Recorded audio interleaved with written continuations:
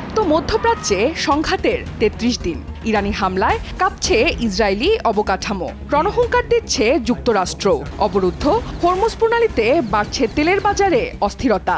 আগ্রাসী হামলায় শিশুসহ শতাধিক প্রাণহানি বিশ্ববিবেককে কাঁদালেও থামছে না ধ্বংসযজ্ঞ। যুদ্ধবিরতির আহ্বান ছাপিয়ে বারুদমাখা বাতাসে এখন কেবলই ঘোরতর যুদ্ধের ঘনঘটা। উত্তাল আজ ইরান ইসরায়েল রণক্ষেত্র। চলুন জেনে আসি আজকের ইরান আপডেট।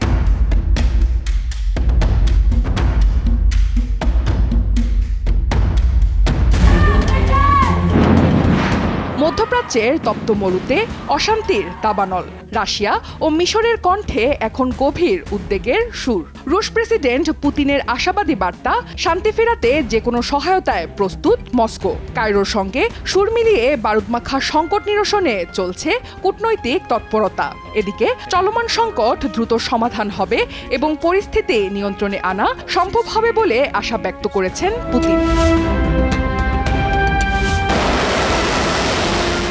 মাসের হামলায়ও অক্ষত ইরানের অর্ধেক ব্যালিস্টিক মিসাইল ও হাজারো ড্রোন। মার্কিন গোয়েন্দাদের মতে মাটির নিচে লুকানো এই অস্ত্রভাণ্ডার এখনো ব্যাপক ধ্বংসযজ্ঞ চালাতে সক্ষম। তবে এই চাঞ্চল্যকর তথ্য সরাসরি অস্বীকার করেছে হোয়াইট হাউস ও পেন্টাগন। গোয়েন্দা রিপোর্ট বনাম প্রশাসনের দ্বন্দ্বে মধ্যপ্রাচ্যের রণক্ষেত্রে এখন রহস্যের ঘনঘটা। ৩৩ দিনের রক্তক্ষয়ী সংঘাত, ইরানি মিসাইল আর ইসরায়েলি গোলাবারুদে উত্তপ্ত মধ্যপ্রাচ্য।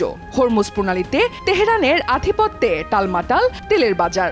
২০০০ প্রাণের বিদায়ে ঘনীভূত হচ্ছে আঞ্চলিক মহাযুদ্ধের মেঘ। বিশ্ব নিরাপত্তার চরম ঝুঁকিতে এখন খাদের কিনারায় দাঁড়িয়ে মানবতা। ধ্বংস আর পাল্টাপাল্টি হুঙ্কারে মধ্যপ্রাচ্যের আকাশ আজ কেবলই বারুদমাখা। আবারও ইরানি গর্জন। মার্কিন F-35 যুদ্ধবিমান ভূপাতিতের দাবি তেহরানের। নিখোঁজ পাইলটকে ঘিরে ঘনীভূত হচ্ছে রহস্য। একই সাথে ইসরায়েল ও উপসাগরীয় দেশগুলোতে আছড়ে পড়ছে ইরানি ক্ষেপণাস্ত্র। কুয়েতের তেল শোধনাগারে ড্রোন হামলায় জ্বলছে আগুন। মধ্যপ্রাচ্যের রণক্ষেত্রে ইরানি ড্রোন আর মিসাইলের এই তাণ্ডবে এখন টালমাটাল বিশ্ব রাজনীতি ও জ্বালানি বাজার।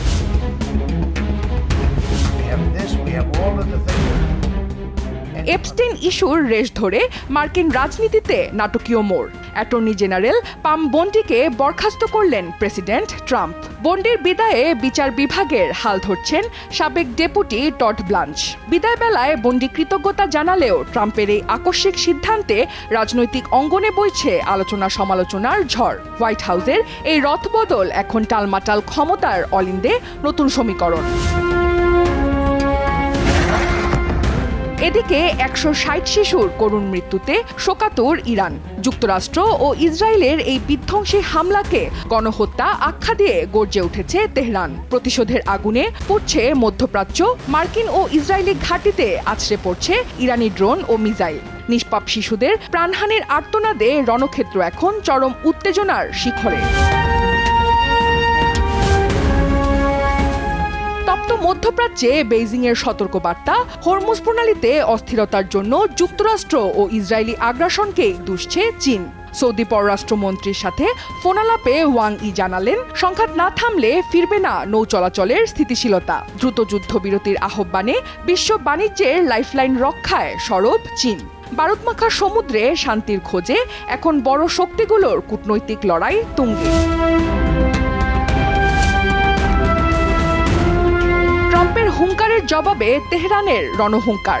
মার্কিন হুমকির পর ইসরায়েল ও যুক্তরাষ্ট্রের ওপর বিধ্বংসী হামলার চরম হুঁশিয়ারি দিয়েছে ইরান। তেল আবিব লক্ষ্য করে একের পর এক ইরানি মিসাইল বর্ষণে প্রকম্পিত রণক্ষেত্র। আকাশ প্রতিরক্ষা ব্যবস্থা দিয়ে হামলা ঠেকানোর মরিয়া চেষ্টায় ইসরায়েলি বাহিনী। মধ্যপ্রাচ্যের আকাশ এখন বারুদ আর পাল্টা আক্রমণের লেলিহান শিখায় উত্তপ্ত।